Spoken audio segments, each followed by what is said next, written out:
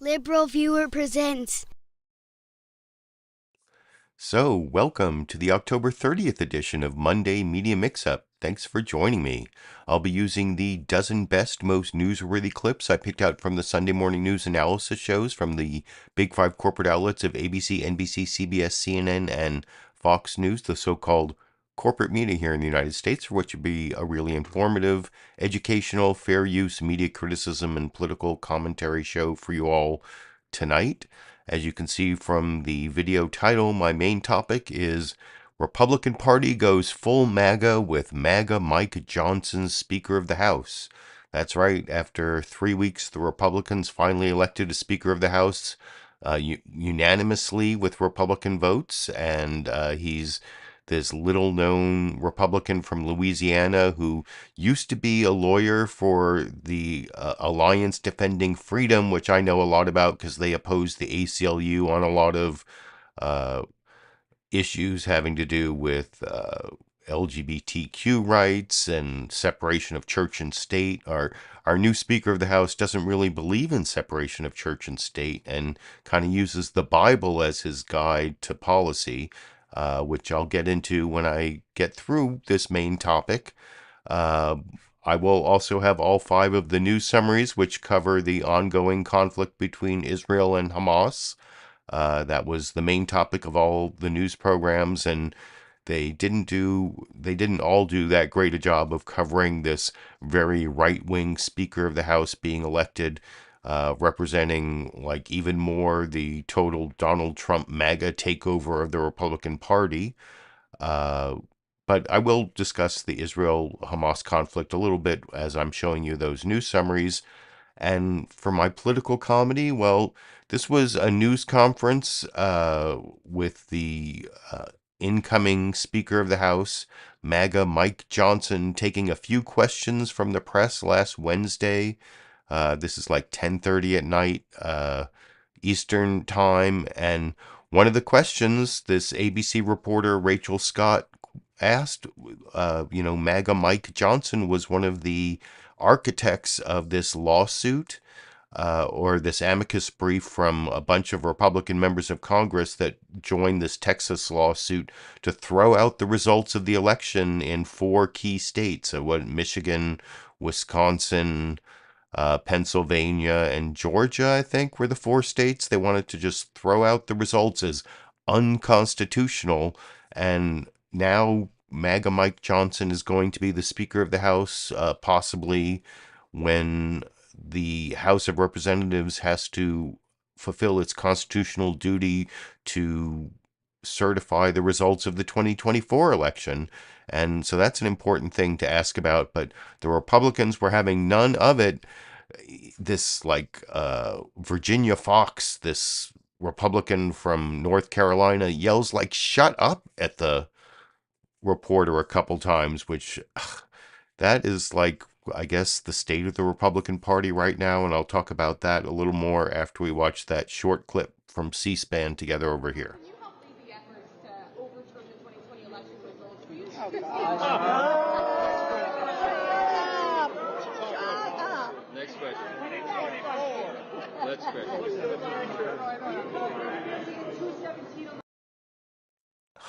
So yeah, they weren't entertaining questions on that important issue, and that'll be covered in a couple of the special news summaries. After the 5 news summaries on Israel versus Hamas, I'm going to show a couple of the programs. ABC and CBS did special looks at this new Speaker of the House to give you more background on his views. And so, yeah, by the way, down in the video description, you can see short summaries of all the clips.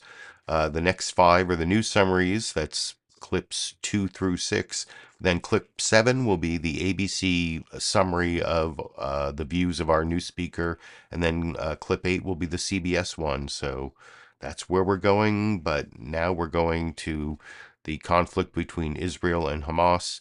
The best reporting on that, I think this week, maybe from ABC's This Week, Martha Raddatz and Ian Pannell.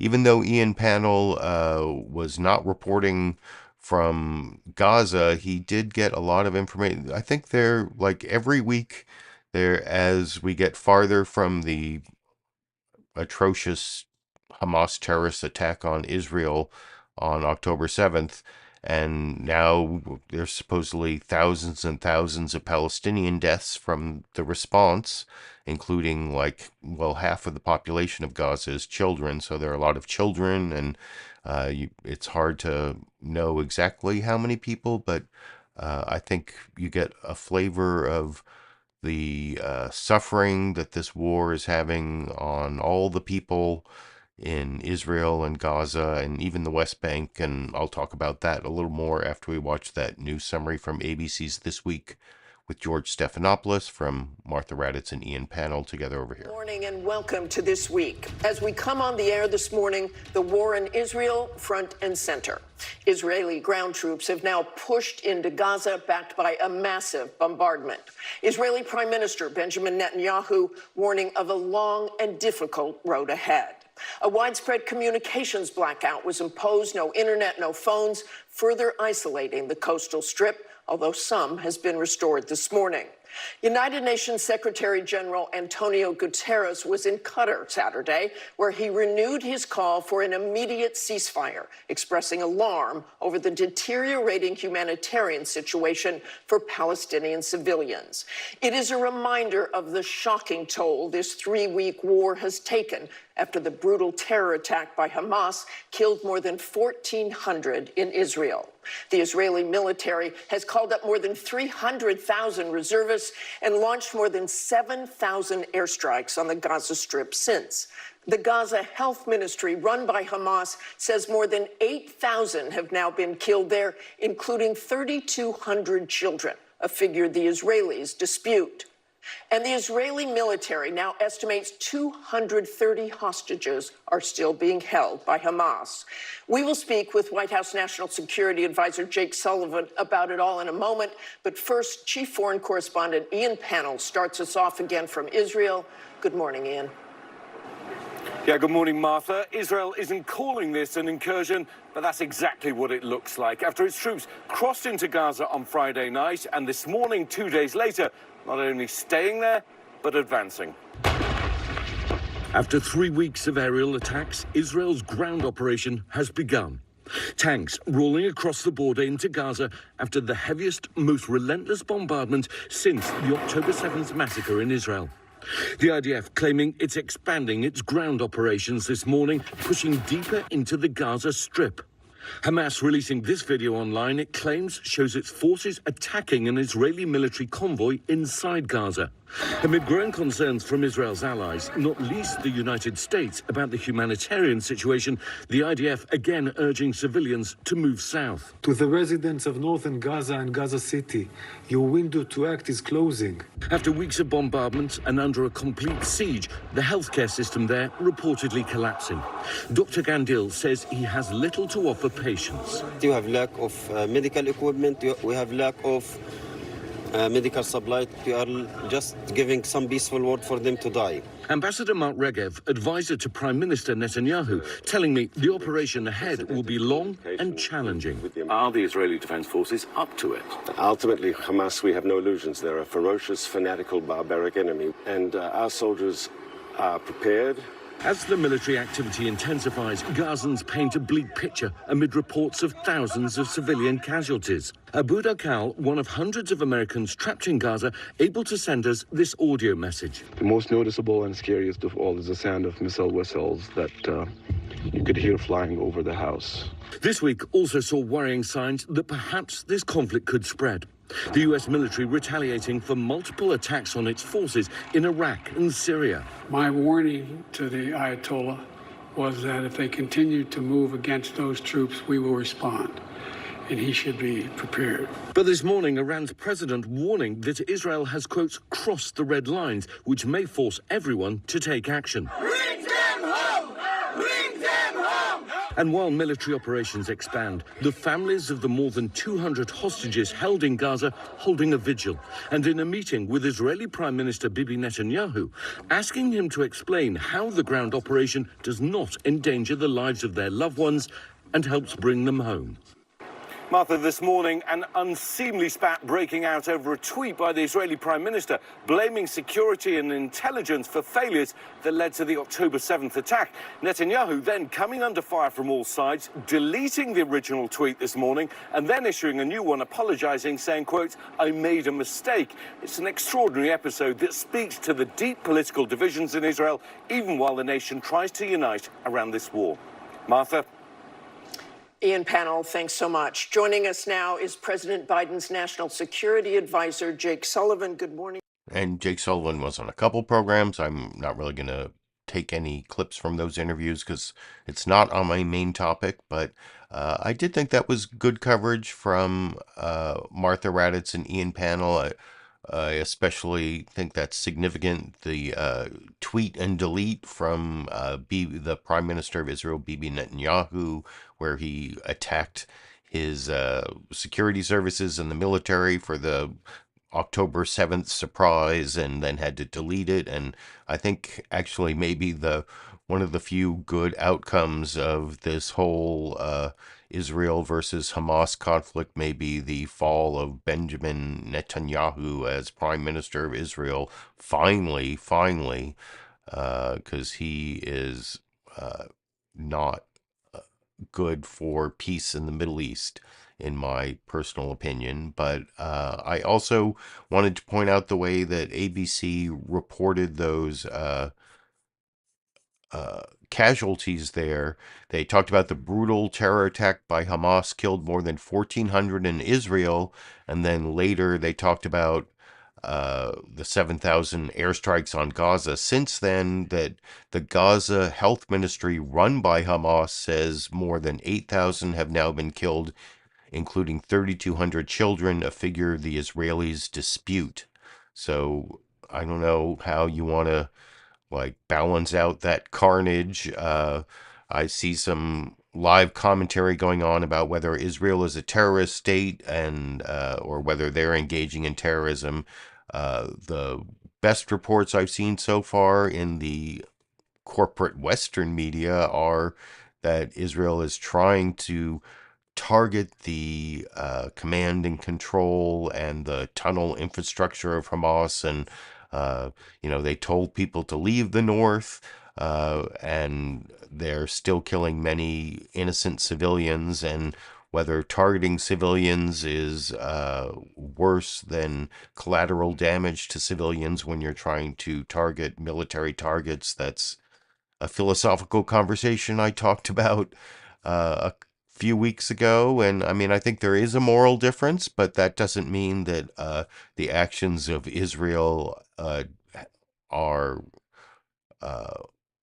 moral, or that they're even, because it's supposed to be proportionate and militarily necessary, and there are all sorts of questions that I can't really answer about whether the Israeli strikes are killing innocent civilians in a disproportionate and militarily unnecessary way, or even whether the casualty estimates that we're getting from the Gaza Health Ministry run by Hamas, as ABC reported it, whether that's accurate. And I'm not sure a lot of the information that Israel is giving out is accurate. That's one of the things that makes understanding this conflict in real time so difficult, because usually you find out later what was accurate and what wasn't, and sometimes you never do. But anyway, I wanted to point that out, and I think a lot of that also comes up in the CBS News Face the Nation news summary.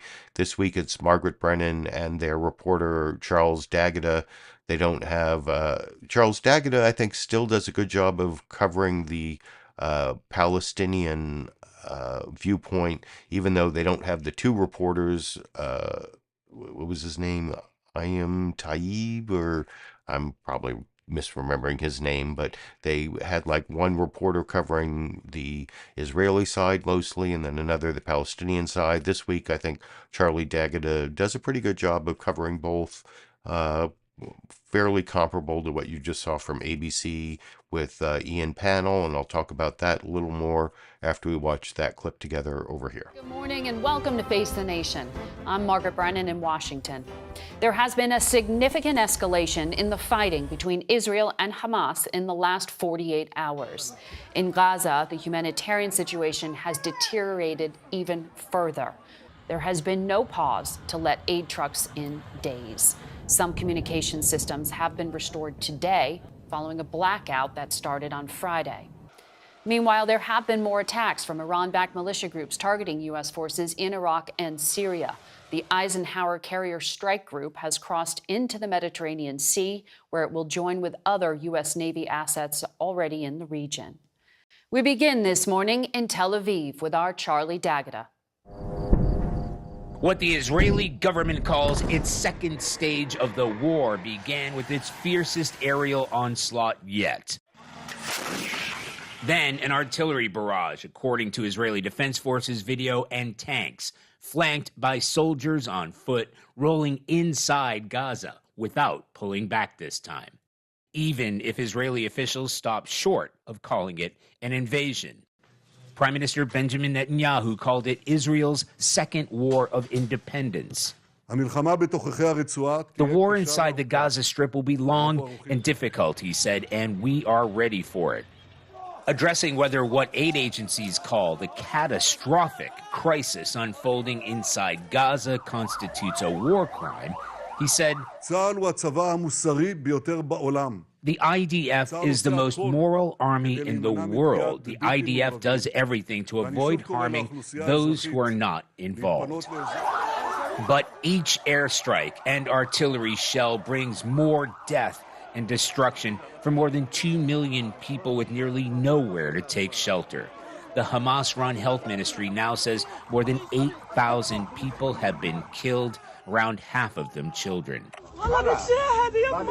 A mother mourns, saying, "Leave him in my arms."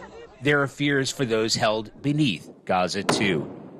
Even before the wave of airstrikes and the heavy bombardment that continues, there was growing concern for more than 200 hostages still trapped inside Gaza. Under security threat. Making things much more complicated for Special Forces hostage rescue teams, former Mossad intelligence chief Chaim Tomer told us. Do they have the intelligence or the equipment in the tunneling system in the middle of all of this chaos to find out where these hostages are being kept? To be very frank and direct, it's a kind of a mission impossible. To find the hostages, intelligence-wise, it's very, very, very difficult, almost on the line of impossible. Hamas has still been able to retaliate, missiles hitting a Tel Aviv neighborhood. And while the Israeli government's stated goal is the total destruction of Hamas and the return of the hostages, the long-term strategy is less clear. Former Vice Prime Minister Tzipi Livni. What does Gaza look like after a ground invasion? Well, I think that we should think about it right now, not to wait until the end of the ground maneuver operation.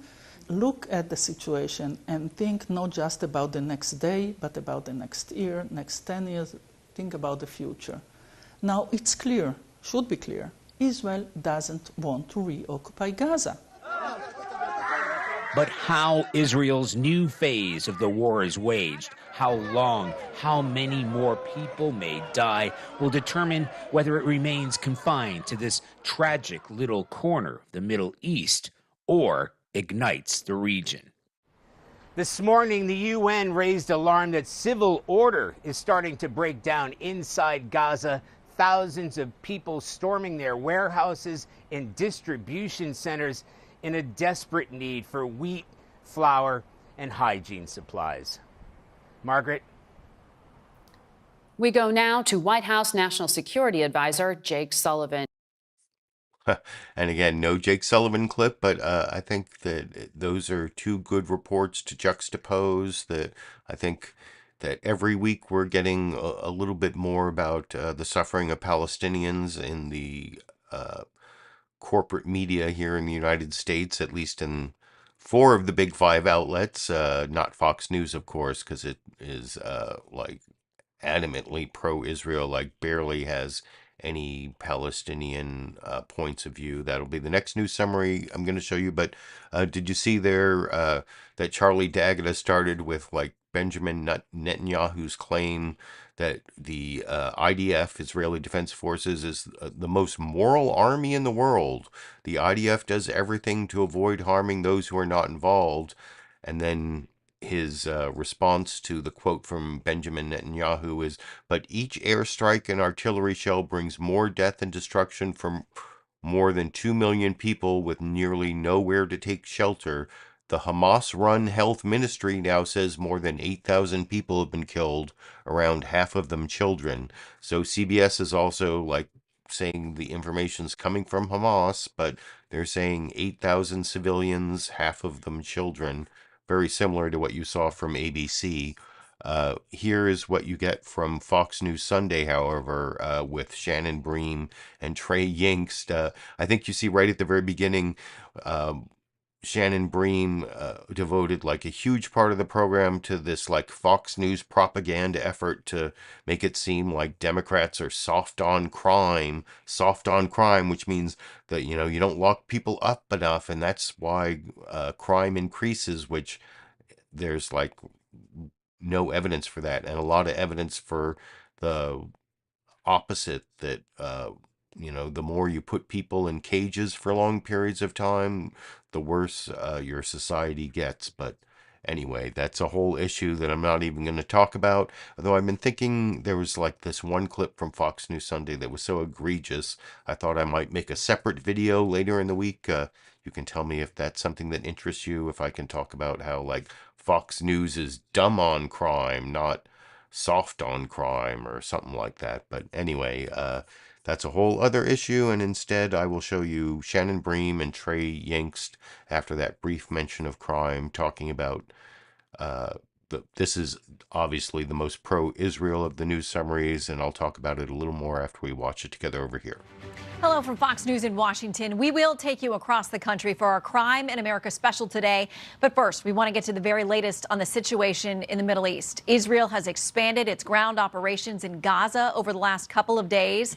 Prime Minister Benjamin Netanyahu says the war will be long and difficult. The Israel Defense Forces says it has hit more than 450 military targets belonging to Hamas terrorists over the past day. Israel's allies have been urging the country to hold back as negotiations over the hostages being held in Gaza, that continues. In a moment, we will bring in House Foreign Affairs Committee Chair Michael McCaul. But first, let's turn to Trey Yingst, live at the Israel-Gaza border with the very latest on the next stage of Israel's war. Hello, Trey. Shannon, good morning. As we speak, Israeli forces are operating inside the Gaza Strip. Friday evening, the Israelis launched an expanded raid into the enclave for what is expected to be months of battle. We do know the Israeli military says fighter jets overnight hit more than 450 targets inside the Strip. Right now, they're using the Air Force and artillery units along the ground to hammer the northern and eastern part of Gaza. I do want to show you behind me, you can see the Israelis operating inside Gaza. First, in the distance behind, a layer of dust as the APCs move along the border and the outgoing thud of artillery pierces the air. You'll see there an Israeli tank. That tank has been going back and forth inside Gaza. Along the skyline, you'll see the massive amount of destruction to the eastern side of the Strip. Some of those clouds of smoke are from airstrikes that took place just moments ago. The southern front remains active, and I do want to show you what it was like last night as those airstrikes targeted the northern part of Gaza. Take a look. One after another, the Israelis continue to hammer the eastern side of the Gaza Strip. It looks like they're trying to hit the tunnel system. The strikes are so strong, they are shaking the ground here. And it's not just from the air, but also from the sea and from the land. Tank units and artillery units along the border, turning the eastern side of Gaza to rubble. After 2 days of communication cuts to cellular networks and the internet inside Gaza, we're starting to get more information and images out of the Strip. You can hear the roar of a fighter jet overhead. This drone video here shows the level of destruction in northern Gaza. Entire neighborhoods wiped from the map. More than 2 million Palestinian civilians with nowhere to go. They are being warned by the Israelis to move south immediately. There are reports that indicate Hamas, the group in control of Gaza, is hoarding both food and fuel inside. Overnight, Israeli Prime Minister Benjamin Netanyahu addressing his nation and the world, saying this is Israel's second war of independence, adding, quote, "We will win." Shannon? Trey, you mentioned what's been taken out, communications and other things within Gaza. Have you been able to communicate with folks inside? Yes, this morning I've been talking with Palestinian civilians inside the Gaza Strip. And I do just want to show you behind me here, as we are texting those civilians, the Israelis continue airstrikes against the northern and eastern side of Gaza.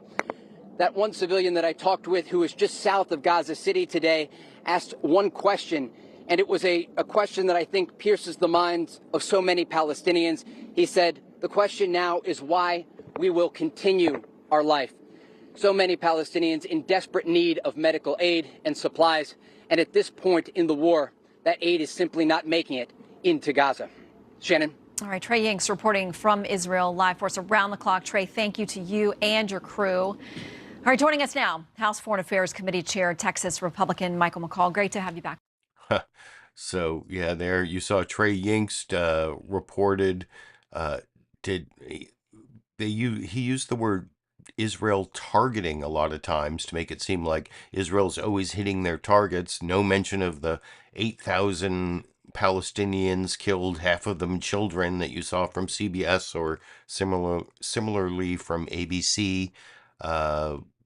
That was, as I said, the most pro-Israel of the news summaries, and I didn't even understand that. You know, I talked to a Palestinian civilian, and they asked this really piercing question, why do we live now? I think it might be how. Maybe it was how do we live now, but why do we live now? That didn't even make sense, and that whole report, in a lot of ways, was just another example of Fox News bias, but I want to finish up the news summaries. The next one is CNN State of the Union from Jake Tapper in Tel Aviv, and then their reporter Melissa Bell, I think, also does a good job of rounding up the actual facts. I mean, certainly juxtaposed to Fox News Sunday, and I'll talk about that a little more after we watch that penultimate news summary together over here.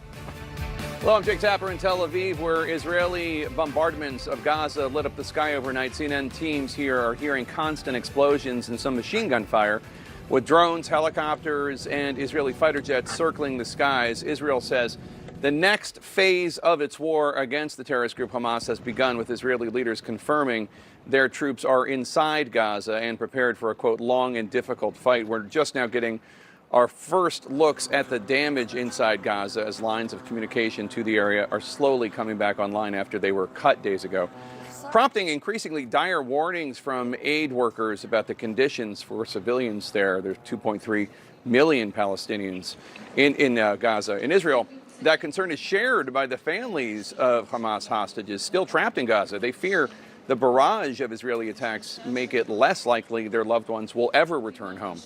And this morning, Israeli Prime Minister Benjamin Netanyahu is apologizing after tweeting blame at his military and security service leaders, accusing them of being unprepared for the October 7th Hamas attack. That tweet received widespread criticism and prompted a rare deletion of the tweet and apology from Netanyahu. Joining us now from Cairo, CNN's Melissa Bell. And Melissa, we're learning that a small number of aid trucks have entered Gaza this morning. Tell us more. That's right. It is 10 extra aid trucks. That's according to the Palestinian Red Crescent. It brings the total number of trucks, Jake, that have managed to get through the Rafah crossing and into Gaza to 94 since this escalation began 3 weeks ago, since this conflict began 3 weeks ago. And I give you an idea, to put that in some perspective, the more than 2 million inhabitants of Gaza are dependent on what the UN estimates would be 100 truckloads per day of aid getting in. So the fact that there have been 94 so far gives you an idea of how depleted the resources are inside the Gaza Strip. And I think one important measure of that is what we've seen over the course of the last night, which is desperate civilians raiding the UN warehouses to try and get their hands on wheat, on flour, on hygiene supplies, on everything that they need to try and survive. So those latest 10 trucks, clearly a bit of relief, nowhere near what is needed for the civilians trapped inside. We're hearing, it's very difficult for us to get to the Rafah crossing, but we're hearing from an Egyptian stringer that we managed to get up there that they are seeing now 40 other trucks that are on the other side of the Rafah crossing from Egyptian authorities and waiting to get through.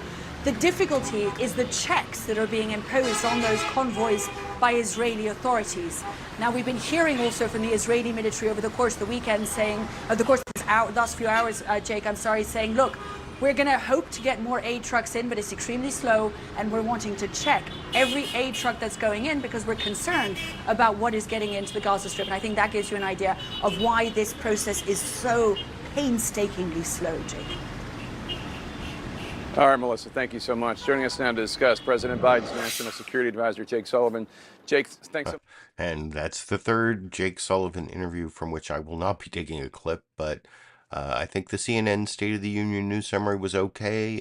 It didn't mention the casualties. It did mention that whole kerfuffle where Benjamin Netanyahu tweeted and then deleted his criticisms of the Israeli military and security services that may bode the end of Bibi Netanyahu's prime ministership, or his latest one, finally, because, well, I don't know. As I said earlier, I am not a big fan of Bibi Netanyahu, but I want to get to the final news summary here, the shortest one, about a little over 90 seconds. NBC News' Meet the Press, Kristen Welker, talking mainly about what's going on in the Middle East, but also actually mentioning the new Speaker of the House, Mike Johnson. I think Mike Pence dropping out of the presidential contest to become the Republican nominee. And I'll talk about that a little more after we watch this final news summary together over here. Good Sunday morning. The nation is reeling after a week which saw the 10th deadliest mass shooting in modern American history, with 18 people between 14 and 76 years old gunned down at a bowling alley and bar in Lewiston, Maine. The election finally of a new Speaker of the House, Louisiana Congressman Mike Johnson, after weeks of Republican infighting. The end of former Vice President Pence's campaign for the White House, further solidifying former President Donald Trump's hold on the Republican Party. But we begin this morning with the war between Israel and Hamas, which has entered its next stage.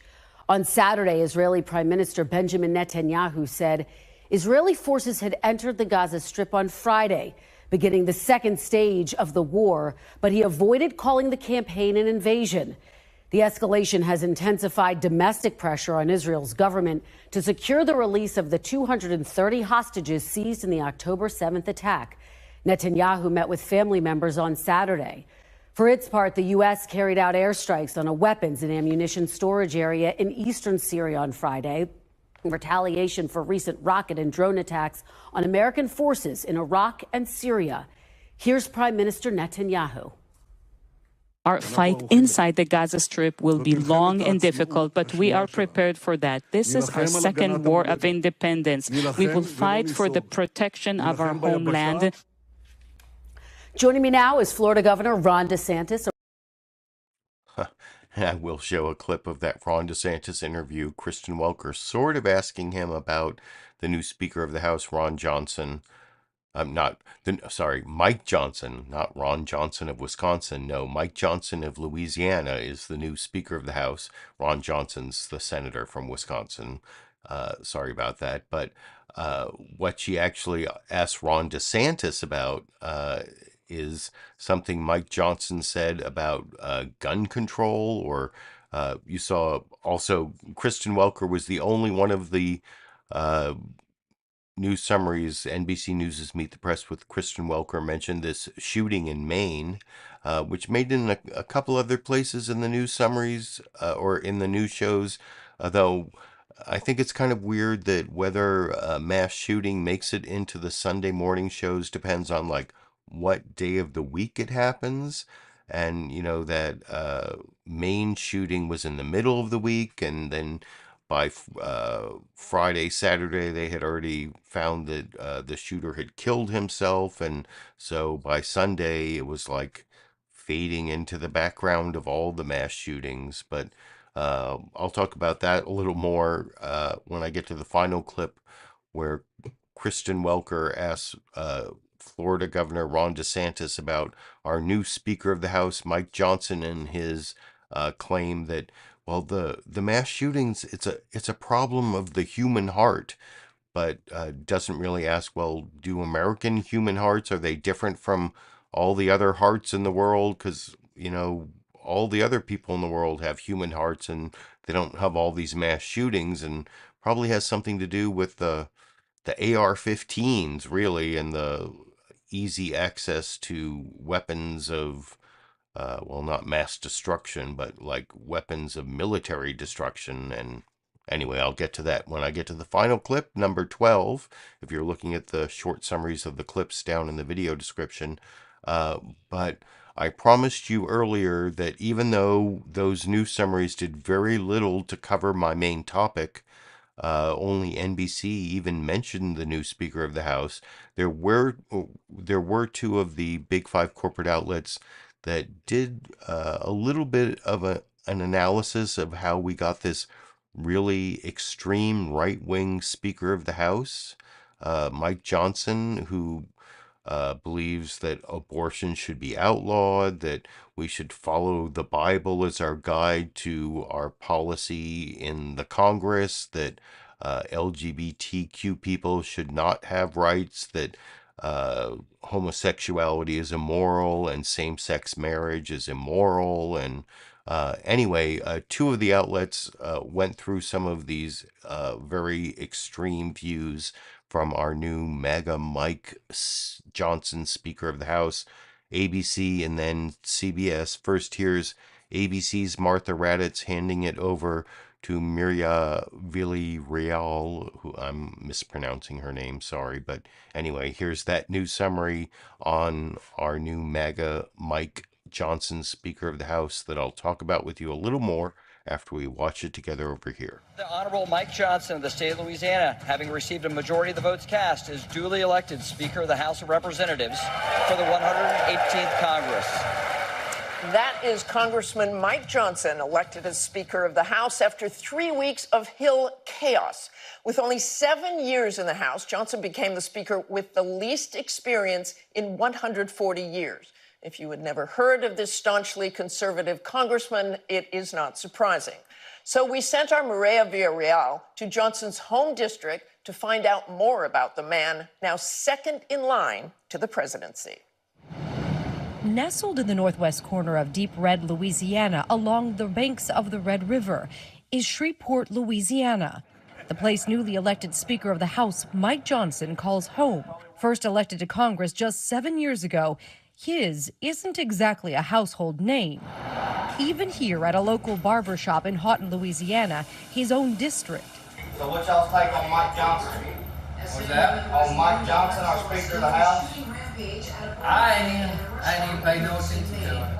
But owner Matthew White is familiar with Johnson and proud to see a Louisiana native on the big stage. It puts us at the forefront, and everybody's eyes are on us at this moment. I think it's a good spotlight for Louisiana. Johnson's district spans nearly the whole western length of the state. Shreveport Mayor Tom Arsenault has been friends with the now Speaker for more than 25 years. I think that they must have been looking for somebody who could bridge that civility gap, bridge that respect gap with other people, and Mike is perfect for that. And if you want to know how Johnson might work to bridge the many divisions in Congress, Arsenault says to look no further than one of his first acts as a young representative. He proposed a civility code for members of the House, and he asked every member of the House to sign it. I don't know how many did.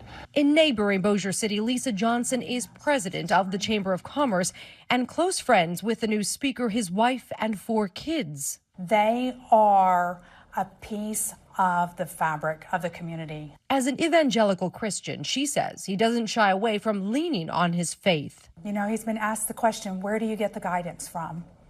Who's going to be guiding you through this process? And he's going to tell you every time, he's going to turn to the Bible. He's going to turn to the Holy Bible and to his Lord of Lords. And that's where it's written of what to do.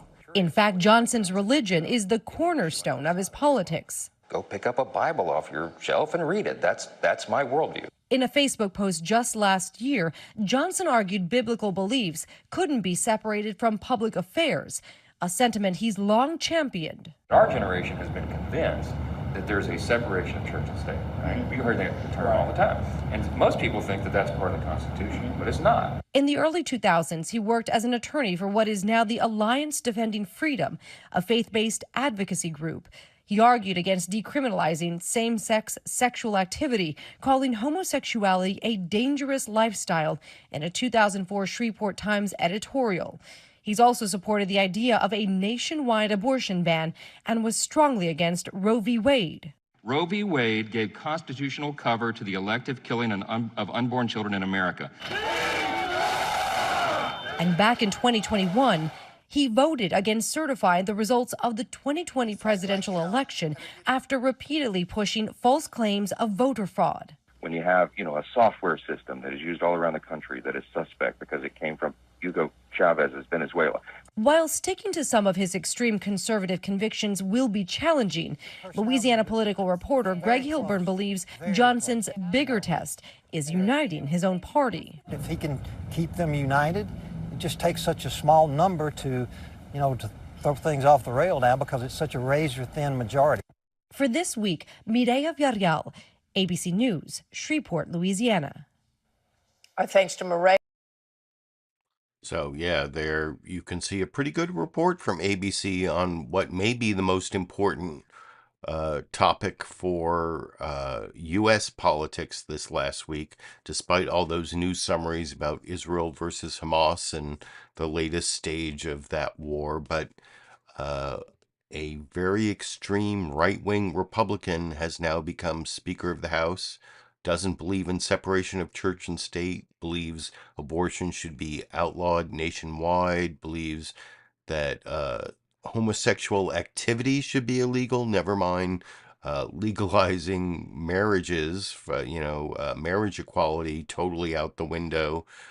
We need to look to the Bible to guide our policy, and this dude is ready to institute Gilead and The Handmaid's Tale if he could get enough political support. That's what I would glean from that last report, and it's not much better from CBS News's Face the Nation. You can see Margaret Brennan and their reporter Scott McFarlane. Oh, and I didn't even mention the whole part about how he's now the leader of the House of Representatives that has to certify the 2024 election when he wanted to throw out the results of the 2020 election based on bogus claims of fraud. So that's pretty scary, and it's also scary in the slightly shorter report on CBS News's Face the Nation. Margaret Brennan, Scott McFarlane over here. After 22 days, the House is back in business. Our Scott McFarlane takes a closer look at the new Speaker, Louisiana's Mike Johnson. Thrust from obscurity and the backbench of the U.S. House in just his fourth term. Let the enemies of freedom around the world hear us loud and clear. The People's House is back in business. The congressman from Louisiana's ascent to be second in line to the presidency. Would y'all like to get right into governing? Was so unexpected and so quick, his wife missed the vote. She's not here. We couldn't get a flight in time. This happened sort of suddenly. That overnight rise to the most powerful position in Congress. You're going to see this group working like a well-oiled machine. Also prevented the traditional deep dive into his career and his positions before he took the gavel. People are curious, what does Mike Johnson think about any issue under the sun? I said, well, go pick up a Bible off your shelf and read it. That's my worldview. That's what I believe in. The evangelical Christian is an attorney specializing in constitutional law, once a talk radio host who has for decades towed a hard line against abortion rights. What about the brutal violence and the murder that is committed upon the preborn child? 17 years before Roe v. Wade was overturned, he wrote an editorial equating abortion with the Holocaust and a judicial system allowing abortions to Hitler. He's been staunchly against gay rights and has referred to it as inherently unnatural and voted against legalizing same-sex marriage. After the 2020 presidential election, Johnson was an architect of congressional efforts to overturn the results, not only voting to decertify the results, but galvanizing House Republicans to join a lawsuit in Texas to challenge the outcome and espousing a conspiracy theory. When you have, a software system that is used all around the country that is suspect because it came from Hugo Chavez's Venezuela. Now that he's Speaker, Johnson has less to say about that. Mr. Johnson, you helped lead the efforts to overturn the 2020 election results. Will you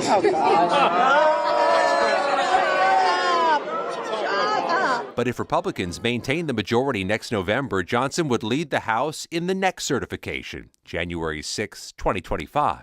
He's been bolstered by the defectors who removed Kevin McCarthy. The swamp is on the run. MAGA is ascendant. And if you don't think that moving from Kevin McCarthy to MAGA Mike Johnson shows the ascendance of this movement and where the power in the Republican Party truly lies, then you're not paying attention.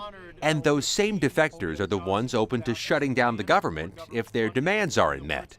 The new Speaker now has just 19 days to keep that from happening. Speaker Johnson said he'd like to split aid for Israel from aid for Ukraine, which puts immediate aid for Ukraine in a fragile position because there are dozens of Republicans who oppose it. Margaret, he'd need a critical mass of Democrats to support it then, and bills with a critical mass of Democratic support is one reason why there's no Speaker Kevin McCarthy anymore. Good point. Scott, thank you. So, yeah, I thought that was a really good report from Scott MacFarlane. Pretty kind of like the one from ABC before. I also saw a question from Tom Trask about isn't the House sworn in on like the 3rd? And that's true. He and you saw in that Scott MacFarlane report, he said that if Republicans retain the majority, that he would be the Speaker of the House certifying the election on January 6th. So, yeah, no, that's true. If they don't retain the majority, then he won't be the Speaker of the House who would be in charge of that. But there's a significant chance that he will still be the Speaker of the House on January 6th, 2025. So that's certainly a question that should be answered. And also, you saw the CBS News Face the Nation news summary there on Mike Johnson included Virginia Foxx saying, shut up, when they asked about whether Mike Johnson believed that Joe Biden was legitimately elected president. And anyway, there's that. But I thought those two news summaries from ABC and CBS, even though they weren't the initial news summaries you saw at the beginning of the program, which were mostly devoted to Israel versus Hamas, they were important to give you a background on this very right-wing MAGA Republican Mike Johnson, who's now been elected Speaker of the House, and that's going to have an important impact on the at least the next year of the Biden administration, and maybe on who is going to be certified president in January 2025. But I wanted to show you the only real discussion of these issues on Fox News Sunday in their panel discussion, Shannon Bream, and then this right-wing editor of the Federalist, Molly Hemingway, and then they have their person on the left, Richard Fowler, not really giving enough context for Mike Johnson's beliefs. Here you'll see Shannon Bream starts making fun of the New York Times for reporting on the new Speaker of the House and his extreme right-wing beliefs, but they never really rebut that any of those facts are true or even really address those issues in the Fox News panel discussion on Mike Johnson. I'll talk about with you a little more after we watch together over here. Deciding where to go next, because now you've got Mike Johnson elected as House Speaker. It came as a surprise to many. His views are considered to the right of many other lawmakers who were considered. The new Speaker will face the tough task of negotiating with Democrats to reach a deal before government funding runs out in a couple of weeks. Let's bring in our Sunday group to talk about that and more. Federalist Editor-in-Chief Molly Hemingway and Richard Fowler, a contributing writer for Forbes. All right, good to see you guys this morning. Let's start here. The New York Times assessment of the new speaker as an election-denying extremist who believes that his allies have the right to nullify election results so that they can impose their vision of government and society on an unwilling public. Molly. What a balanced perspective from the New York Times there. The leader of the Democrats is, of course, Hakeem Jeffries, who denied the integrity of the 2016 election, falsely claiming that Trump was a traitor who had colluded with Russia to steal that. So we have issues in the Democrat Party where very few people have accepted elections, really going back for many elections. But it's interesting, this fourth candidate for House Speaker was unanimously supported by his conference. And that doesn't mean that everybody shares his viewpoints, but it does mean that they view him as someone who's very good to work with and that they're very important issues. Democrats control the presidency, Democrats control the Senate, Democrats also control a lot of institutions like most of our media and college environments. And so this is just one area where that other half of the country can fight back on some of what's been happening with the Democrat agenda. So to the point of everything that needs to get done, the Washington Post has this piece saying the government's barely 3 weeks away from shutting down for lack of funding. They need money for Ukraine forces against Russian invaders, still more for Israel after the Hamas attacks. Then they end with this, but it is questionable whether and how well any of this can happen with Johnson holding a tenuous grip on a GOP majority that remains as dysfunctional as it was at the outset of this debacle.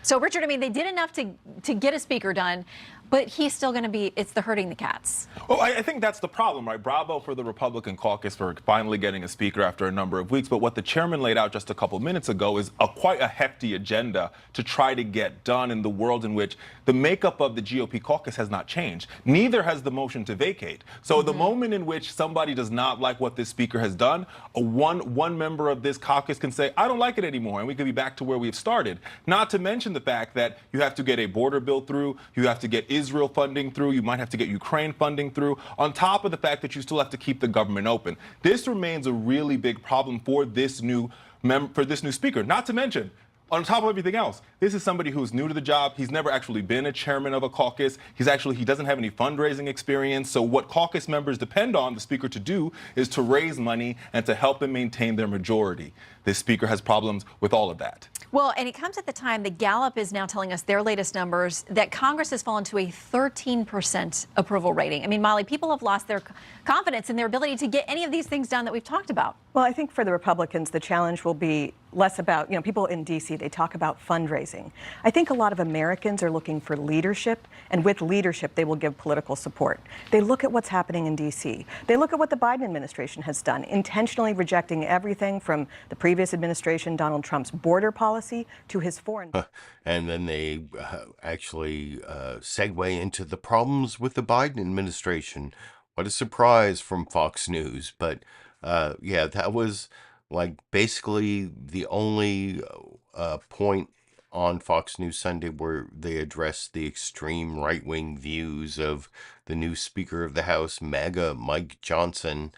And you saw there they like kind of made fun of the New York Times for pointing out that his views were extreme right-wing, out of sync with most of the American public, but then they never really rebutted anything the New York Times said and didn't even really discuss it in any sort of depth. So that's another Fox News bias clip. I showed you how ABC and CBS actually spent like 3 or 4 minutes talking about those extreme views, so I'm not going to criticize them. But the last 3 clips I have here are my criticisms of CNN and NBC for not really covering this important event in political news, and where we have this really right-wing Republican elected Speaker of the House. CNN's State of the Union first. They didn't really talk about it in the news summary I showed you, and Jake Tapper had a couple guests on and like barely mentioned it. First, he had Republican Senator James Lankford from Oklahoma on, and really only asked him about the new Speaker of the House, Mike Johnson, wanting to have separate bills on Israel aid and Ukraine aid. That's like because like 60% of the House Republicans and most Republican primary voters are like against more aid to Ukraine. So, like, one of the few mentions of the new Speaker of the House, Mike Johnson, on CNN's State of the Union yesterday was in this intro to the interview with James Lankford over here. Welcome back to State of the Union. I'm Jake Tapper in Tel Aviv, Israel. After weeks of utter dysfunction among House Republicans, they have finally chosen a new leader, and Speaker Mike Johnson of Louisiana is already laying out his priorities. One of the most pressing issues on his plate, aid for Israel.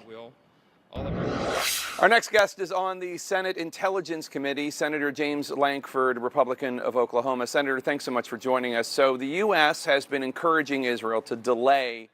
And later, Jake Tapper asked James Lankford whether the aid to Ukraine bill should be split from the aid to Israel bill. And he says he doesn't really care, and he makes a brief reference to Mike Johnson there. But that's one of only two Mike Johnson references on CNN's State of the Union. The second one comes when he's talking to Governor or former New Jersey Governor Chris Christie, who's running for president, and he asks him this like multi-part question about actually the main topic of my video, like, is what's the state of the Republican Party when this MAGA Mike Johnson has been elected Speaker of the House, and Mike Pence, who was one of the few Republicans who was not an election denier in 2020, has to drop out of the race. And you can see Jake Tapper asked that question of Chris Christie, but Chris Christie doesn't really respond to the MAGA Mike Johnson part, and I'll talk about that a little more after we watch that clip together over here. Governor Christie, just this week, House Republicans elected one of the top election deniers as House Speaker. Mike Pence dropped out of the race with low single-digit support and not a lot of financial support. Donald Trump is still in the polls, far and away the leader, but no one's voted yet. What does this say about the state of your party right now? Well, look, with Mike Pence, I want to say that Mike, ran a tough race, a good race. It was very difficult for him. I think he made the right decision for he and his family to get out of the race. And look, I think in the end, it just means this race is narrowing, which everyone said that it would. Never goes as fast as some folks would like, but it is narrowing. It'll narrow more, I suspect, when we get to the debate stage in Miami. And I'm going to be ready to take on Donald Trump when people actually do start to vote in New Hampshire in particular. Some other candidates, such as Senator Tim Scott, Governor Asa Hutchinson, are polling behind you nationally. Do you think the field needs to consolidate? Yeah, and so the follow-up question was about whether other people other than Mike Pence should drop out. Nothing about MAGA Mike Johnson, Speaker of the House, even though that was in the original question. No follow-up from Jake Tapper. Didn't really cover his extreme views and only asked the Republican Senator James Lankford from Oklahoma about splitting Ukraine and Israel aid. So not great coverage of my main topic from CNN's State of the Union yesterday. And also Meet the Press didn't do a great job. You saw that Kristen Welker actually mentioned the election of MAGA Mike Johnson as Speaker of the House in the news summary, but the only real mention of, well, they talked about it briefly in their panel discussion later in the show, but the only real mention of it other than that was Kristen Welker asking Florida Governor Ron DeSantis about this statement that Mike Johnson made when he talked to Sean Hannity on Fox News about this Maine mass shooting that had faded from the news by Sunday, as I talked about earlier. But he said, the problem with these mass shootings, it's a problem of the heart.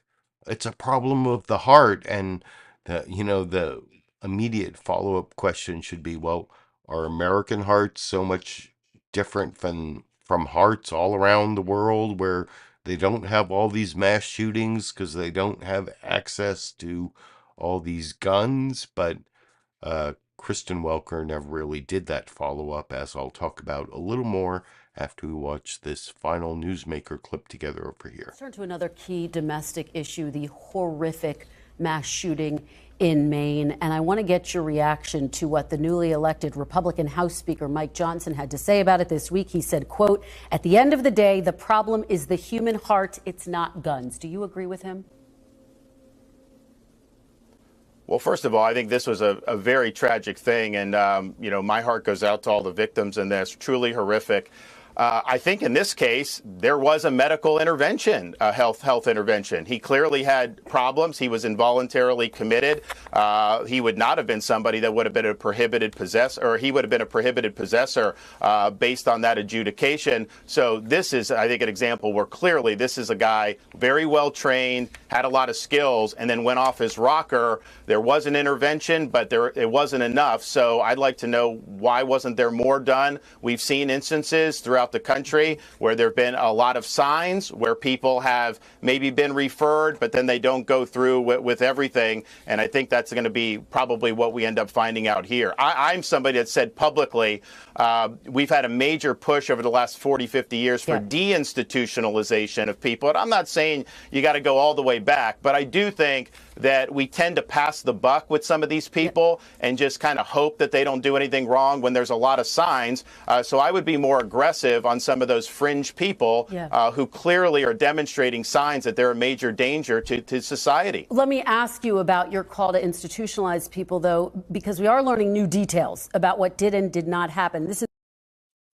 So, you can see there Kristen Welker doesn't follow up at all on it's a problem of the heart, but American hearts aren't any different from hearts all around the world. It's the guns, not the hearts. And no follow up on MAGA Mike Johnson now being the Speaker of the House. So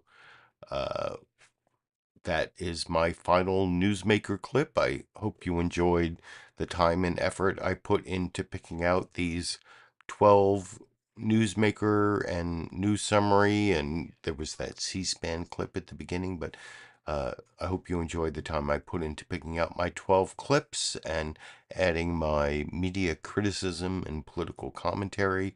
I will be continuing to do that every Monday all the way through January 6th or all the way through January 2025, when we find out who's going to be the new president certified by whatever Congress is elected in the 2024 elections. And I'll keep covering that. Maybe sometime this week I'll have time to make that video about Fox News's bogus claims about Democrats being soft on crime when their Fox News is, and the cops are really being dumb on crime because they want to lock people up in cages when that is really the least effective way of preventing crime. But anyway, I might have time to do that this week, or I might not, but I will definitely be back next Monday and every Monday all the way through January 2025, covering the big five corporate outlets and giving my commentary and criticism. And thank you all for joining me for the live show. Let me know if you enjoyed the program for the recorded show. I appreciate all the live comments, the recorded show comments, the supportive comments, thumbs up, subscribe to my videos. And until next Monday, or until I have some reason to upload another video, I guess I will be seeing all of you around the internet.